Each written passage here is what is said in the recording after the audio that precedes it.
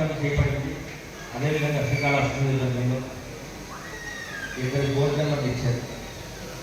జనసేన పార్టీలో ఒక ముఖ్యమైన వ్యక్తి శ్రీ నారాయణ మనోహర్ గారు.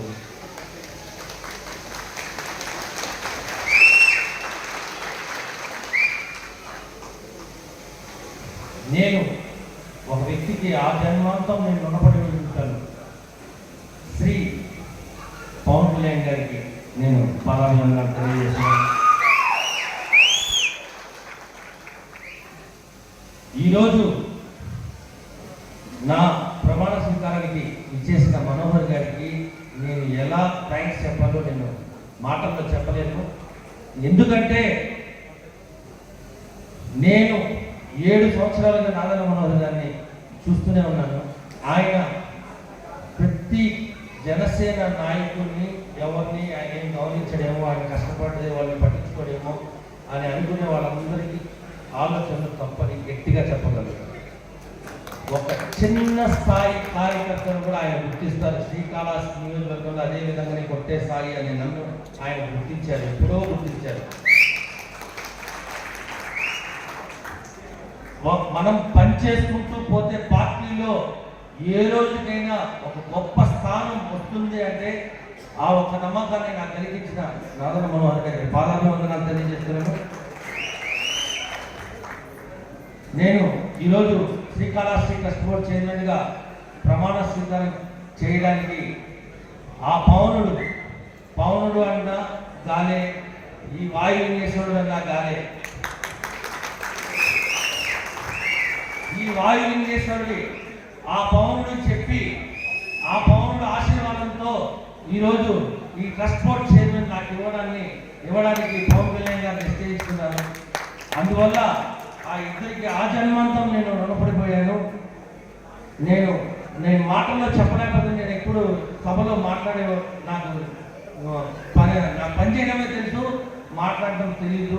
కానీ నేను ఏదో మాట్లాడుతున్నాను, ఏదో మనసులో మాట్లాడాలి నా కోరిక అంతే. అదేవిధంగా మన శ్రీకాళహస్తి ఈశ్వరుడు ముగ్గురిని ఆయన సామాన్యమైన ముగ్గురిని అంటే సాలిపురుగు, పాము, ఏనుగు ఆ సామాన్యమైన జంతువుల్ని ఆయన పునీతం చేశాడు. శ్రీకాళహస్తి ఆ వాయులింగంలో ఆయన రూపంలో చేస్తున్నాడని మాత్రమే మనకు తెలుస్తుంది. ఆయన అదే కాదు, సామాన్యమైన భక్తుల్ని కూడా ఆయన 8 మందిని ఆయన పునీతం చేశాడు. అదే విధంగానే పవన్ కళ్యాణ్ గారు కూడా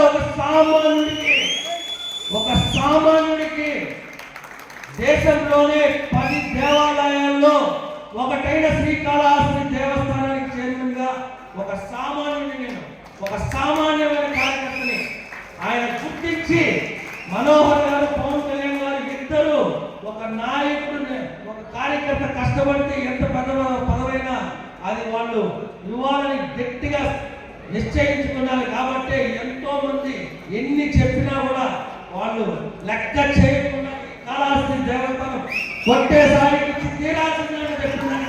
వాళ్ళని పాదాభివందనాలు తెలియజేస్తున్నాను. నేను మళ్ళీ చెప్తున్నాను, జనసేన పార్టీలో జనసేన నాయకుడు జనసేనాని పవన్ కళ్యాణ్ గారిని నమ్ముకున్నాడు. ఎప్పుడు ఎక్కడ ఏమి ఎలాగైనా ముందరికి వెళ్ళగలుగుతాడు, ఎంత ధైర్యంగా నిలబడతాడు. అలాంటి నాయకుడికి శ్రీకృష్ణుడు లాగా, ఆ అర్జునుడికి శ్రీకృష్ణుడు లాగా మనోహర్ గారు నిలబడ్డాం. నేను ఎప్పుడంటే చెప్తాను సార్, మీరు శ్రీకృష్ణుడు వేశారు నేను. ఎందుకంటే కళ్యాణ్ గారికి ఆ బాణాలు వేయాలన్నా ఆ కథ ముందరికి పోవాలని శ్రీకృష్ణుడు ముఖ్యం కదా. ఆ శ్రీకృష్ణుడు నారాయణ మనోహర్ ఎవరికి తెలియదు, నాకొక్కడే తెలుసు. నేను చాలా సార్లు మనోహర్ గారు ఎప్పుడు చూసిన ఆప్యాయతగా కొన్ని వేల మంది ఉన్నా కూడా ఎక్కడా చిరునవ్వు, ఎక్కడా చెల్లించదు. ప్రతి ఒక్కరికి చెల్లిస్తాడు, పండుగ వేసి సెల్ఫీ తెచ్చే ఓపిక తీసుకుంటాడు. నాకే ఇక్కడ ఓపిక లేకుండా చాలా మంది నేను అందరినీ ఏదో వెళ్ళిపోతున్నాను. ఆయనకి ఆ ఓపిక ఎలా ఇచ్చాడు దేవుడు. నిజంగానే అలాంటి నాయకుడు జనసేన పార్టీలో ఉండడం మా అదృష్టం.